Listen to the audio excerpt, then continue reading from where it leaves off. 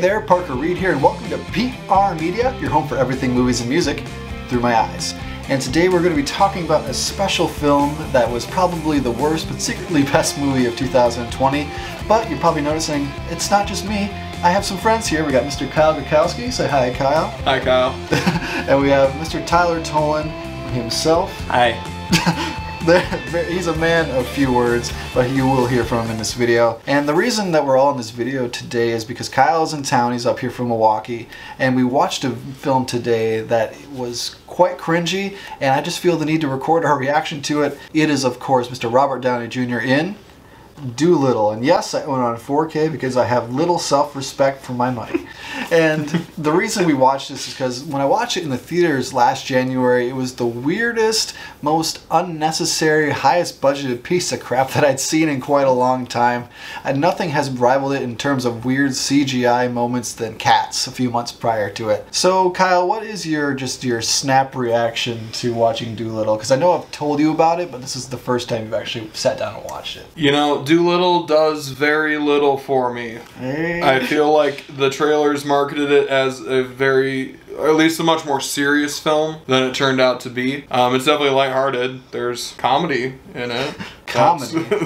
But I mean, it's kind of like a film filled with my jokes. You know what I mean? Like jokes that aren't funny, but I say them. You know that rare form of comedy that isn't funny? And it makes you feel the adverse effect of that. But Tyler, what did you think of Dolittle? I feel like I watched like a Spark Notes version of it. Like, there are a lot of things that are unexplained. Like, the entire movie was, despite for it only being not too terribly long for a movie, there's a lot of parts that they just skim over. And it's like, okay, well, I guess now we're here, you know? I guess, you know, this really big moment? No, you don't get to see that. First thing I want to address is the varying accents in this movie. Nobody seems to be from the same place, and that place that they're supposed to be from, they don't sound anything remotely close to it. I don't know what Robert Downey Jr. was thinking with this. He has a very wondrous accent going on. Yeah, it's almost like he's whispering the entire time. Like, it's almost like a wondrous kind of, you know? You can't really whisper with an accent. It doesn't work. Yeah. And then everybody else seemed to be from a different part of the world. There was a French fox. There was a weird Indian ostrich. There is John Cena was a polar bear. John Cena! Yeah, I could see him, unfortunately, in this movie. That's true. Tom Holland was a fox. Or what was he? He was an animal. He was like, Yeah, he was an animal, but it it was weird to hear that. Because going into this, we thought it was going to be more of a serious movie, but then you get into it and it's completely childish. We are not the target demographic. The mid-20s poor dudes who are out of college, that is not their target demographic. It is children with minds that are not fully developed. That is who is the target demographic of this movie. And you'd think with a budget about $150 million that the CGI was better, but what did you think of the CGI, Kyle? Well, looked very nice on the 4K TV. But the 4K TV just naturally looks very nice. That's true. You know, I think some scenes were fine, and some scenes just didn't really work for me. Like, there was one scene at night that was very clearly done in the day, you know, and it was edited in the post. There was a lot of green screen moments where you could clearly tell, hey, that's a green screen. Yeah. That's a green screen. And then they would cut back to where they were obviously all in the same room. And then it would cut back. It was pretty much a lot during the action scenes where you could tell that they were on a green screen. I know I pointed that out at one point. I don't really like when people talk during movies, but this one I was like, okay, free pass. Otherwise, we're just going to want to shoot our own brains out. We're going to want to go around to a local restaurant and then like go and sniff other people's drinks to get COVID to like avoid watching this movie. Yeah. And so I said, hey, look, green screen. Then Tyler said like a minute later, he's like, that is a green screen. I'm like, well, I mean, sometimes I don't catch that stuff, but this movie was very obvious in a lot of scenes, and that's when I know there's a problem with the CGI, you know? And what Kyle was referencing with the day for night, I understand the benefits of doing that because you can get more even lighting, because shooting at night is hard. I get it, I understand it, but you can totally tell when they're out and mind you, they didn't have any lights on, so the fact that they were illuminated whatsoever did not make any sense. Yeah, you can just really tell, and when they had a budget this big, I feel like you could have worked around it. And a lot of people have pointed towards Robert Downey Jr.'s performance in this, and it's like, why was this his first post-Avengers role? I feel like Johnny Depp would have been better for this role. Do you agree, Kyle? Oh yeah. Yeah, you know, a lot of the movie is on a ship. So, I mean, he already looks at home. You know, he's got that Pirates of the Caribbean background, and he always got that, the character that they portray in Dolittle is just kind of like, you know, he's just kind of wacky. He's basically like Captain Jack Sparrow the whole time. Yeah. It's like a civilized Captain Jack Sparrow, though. Like, pretty much. Like, a civilized Captain Jack Sparrow. Like, and Johnny Depp does have that kind of quirkiness to him that I feel really would have suited more of Dolittle's actual character. And I don't want to completely just shit on this film entirely. The voice cast had some interesting, talented people. Can we admit that at least? Yeah. Like, Kumail Nanjiani was great. I think Robert Downey Jr., I don't think he was well cast in this movie, but he's obviously a great actor. The voice didn't work for me. If he would have had a more traditional voice, I think that would have added a lot to the seriousness of this movie, because he has a very mature sounding voice, and I think that would have worked really well. But the voice cast, I think, was okay. But going back to the CGI, some of the CGI animals didn't look very good. Some of them you could really tell, like, if you have a dog on a woman's lap, just get a damn real dog and just put it on her lap. How hard is that? I'm pretty sure that's cheaper than hiring a team of 100 animators and making them work 50 hours to animate the damn dog. I'm pretty sure that would have been less expensive. But I think they looked at, like, you know, the success of, you know, movies like Jungle Book and movies like Lion King. They thought, oh, you know, we can make a quick buck off this. And I think that's what happened. And, well, didn't work out for them too well, did it? I guess the Lion King success was their pitfall, I guess. And you always have people that are looking to make a quick buck after something is successful. And my biggest problem with any movie is I can suspend my disbelief so far, but I want to follow the rules of the given movie and follow their logic within the film, because usually they set those parameters. But there is no real logic in this. Like, apparently there's no predators because all these animals just live in harmony. Ducks will live with polar bears. And I just didn't really understand what they're going for. No one seems at all bewildered that giraffes are just roaming the lands and running around towns and going to people's houses like Harry Potter. It didn't make any damn sense. Was the logic hard for you to follow, Tyler? It was. I'll be honest, I mean, like I said before, there were a lot of parts I feel like that were skipped over. They didn't explain anything at the beginning. It was just a backstory, and then they were like, alright, here's Robert Downey Jr. as Dr. Dolittle. It's okay. Alright, I guess this is how we're starting it. You have to start off with logic and then you work from there, but they didn't even start off with logic. They just started off with nonsense. And usually a lot of kids' films beyond just like the silliness of it, a lot of the times they have heart.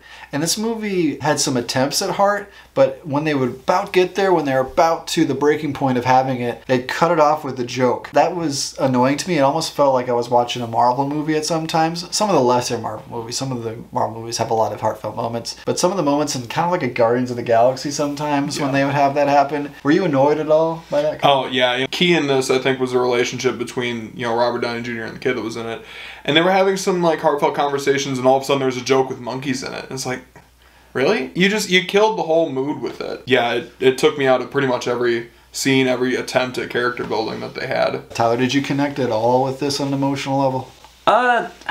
There were very, very few scenes. I mean, like Kyle said, they would undercut it with a joke, which I get it to cut the tension, but there were so many just poor jokes in this movie that, like, anything undercut by a joke, it was like for the next 10 minutes, you're trying to gain back the belief of, like, the seriousness of this movie. It ruined, like, the next 10 minutes, and then that just kept on going until the end of the movie. And a lot of the times, the success of a movie, in my eyes, is how well it sticks its own landing. So, what does the final act deliver, and how does the movie end? This movie has one of the oddest endings I've ever seen in any movie, and it stuck with me. And when I told them the ending prior to this movie, they didn't really believe me. They thought I was exaggerating a little bit, and I wasn't. So I'm going to get into the ending of this movie.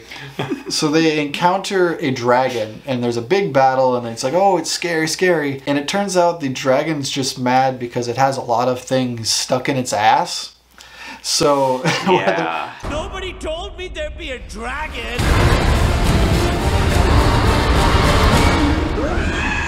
How embarrassing. Whether it be armor or various bits of things she's eaten, and then it ends with Robert Downey Jr. taking a big fat fart to the face and taking out some bagpipes from this rectum of this dragon, and then the dragon's cool and lets them take this treat. What did you think of the ending, Kyle? Was it fantastic? Did it stick in your mind? It was not fantastic. Will it echo in the halls of your memory forever? Yes. It was odd.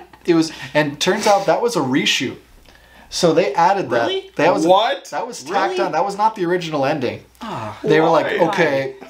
So the executives sat down and they're like, okay, this movie is really good, but what do we need? I need some bagpipes coming out of a dragon's ass. That'll really stick it home with the kids. I'm scared to see what the original was now. Because It would probably was. Can you imagine anything worse? Not really. I'll be honest. Not really. No. When you saw this movie, did you think I'm going to see some bagpipes being fucking pulled out of some ass? No, I didn't even believe you until it actually happened. I was like, there's no way this is going to happen. He's just pulling my leg. And then it happened, and I'm like, well, I owe you an apology now, so... To me, this ending felt like dating a girl that's not your type. It's not the ending that I knew I wanted, but when I saw it, it was the ending I needed to really bring this film home. And it made me like this film overall. And before I kind of get my overall feelings about this movie, Kyle, would you recommend this film, and just what did you think about it overall? No. No is what I think about this film.